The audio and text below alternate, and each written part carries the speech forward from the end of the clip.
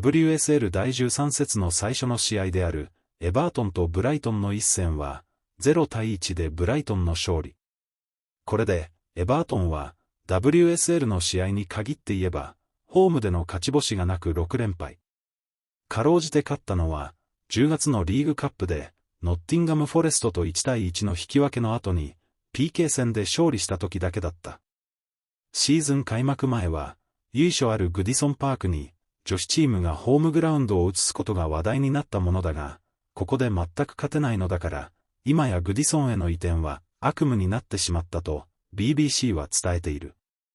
この敗戦によって、エバートン、レスター、ウェストハム、リバプールの最下位争いがいよいよ明らかになってきたが、その中で最も心配なのは、エバートンではないかということを示唆するスカイスポーツの試合後のトーク番組の一コマを紹介したい。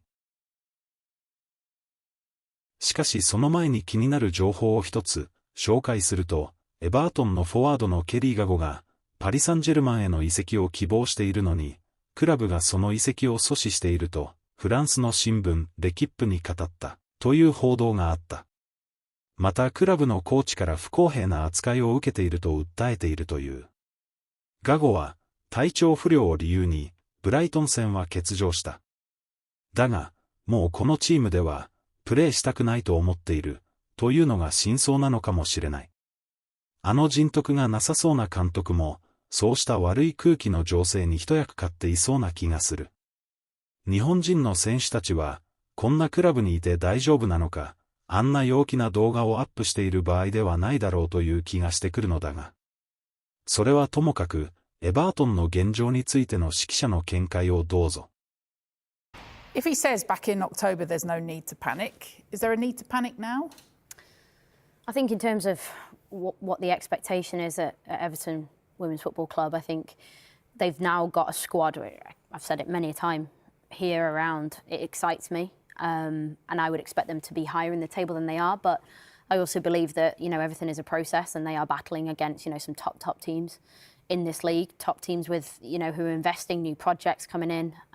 There's a lot to compete for, but it's a real privilege to be in the WSL and to manage in the WSL. I'm sure Brian is in a really prominent position as manager of Everton Women. I think that he's got a really lovely opportunity to take that group of players forward. And I just look at that team at the moment and I just can't quite put my finger on why they're not progressing at the moment. But like I said, it's not like, you could say injuries. There always has been, injury issues at Everton over the past few seasons. That definitely needs to be accounted for. But I think in terms of consistency, this is probably the most consistent I've seen them as a group in terms of being able to execute what they want to do. I think the question at the moment is it working? And I think it's difficult because, Brian and his staff have got a philosophy in terms of what they want to do. But I think there's got to be a point where the adaptability, and you've got to sort of be a bit malleable with it and go, okay, how do we start putting some results together? Because for me, as Everton Football Club, the mentality of the Everton Football Club is grit, determination, fight, fans off their feet, second ball game, but then also class as well. Players that can finish, players that can create something magical. And I think they've got players in that team who can do that. We're just not seeing it at the moment.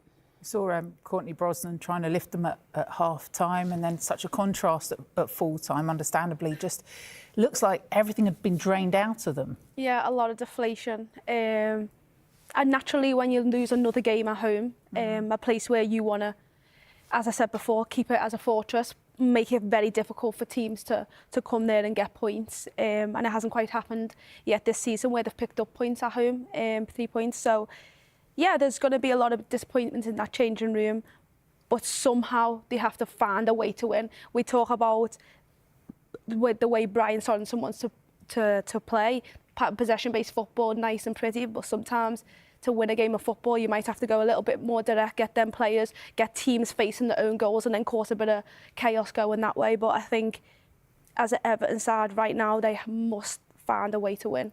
Because they're in a battle down towards the bottom of the table, aren't they? They can't just sit there and say, oh, no, we'll be all right, because West Ham, Liverpool, Leicester have all strengthened in the areas they needed to, haven't they? Yeah, and I think if West Ham win at the weekend, they'll go level on points with Everton. And I firmly believe that Liverpool will put a run of results together as well. I think their time is going to come. I can see the processes that Gareth Taylor's put in place, and I think Liverpool will climb. So that all of a sudden could potentially put Everton into a very difficult situation. It'd be interesting to see how Leicester progress, like you say, with the new players coming in. But all of a sudden, I think that gap between, London City Lionesses on 16 points and Leicester on 9, that could get bigger. And yeah, I think that's when I will start to worry for Everton. But I think they're precariously perched at the moment with, they also could turn results around because, like I said, they've got the quality in the squad to do so. But whether they can do that or not, I'm not sure. We'll see. Just that final point on Goodison, it's also their disadvantage that the away teams are going there and enjoying playing there as well, aren't they? I mean, you're going to a ground, you could hear the Brighton fans all the way through that. And they love playing on that big open pitch as well. They're enjoying those moments. Yeah, they are, and teams are enjoying how big the field is. The historic stadium, playing at Goodison, the pitch is perfect. Sometimes you want a bobbly pitch if you're Everton to try and get, especially then teams that like a Brighton, like a Manchester City, who play possession-based football, try and catch them off guard. But at the end of the day, Everton have to make Goodison their home, make it very hard to get points there, and they have to start doing that fast.